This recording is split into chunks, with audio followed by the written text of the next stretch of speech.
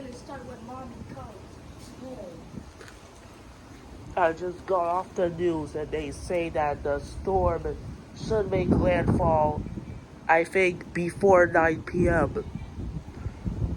That's where the tornado watch is going to expire. It's only going to expire until 9 p.m.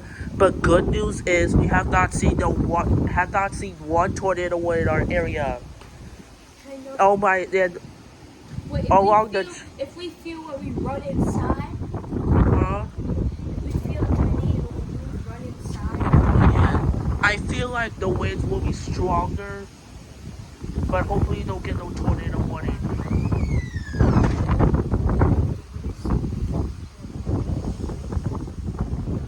This is the conditions at my area right now. It's looking pretty ominous right now. I'm gonna go back inside because there's rain coming. Oh my goodness! All right, let's go. I'm gonna go back inside. I don't trust that tree. Trees are moving. I'm not sure. I don't trust that tree either. All right, guys.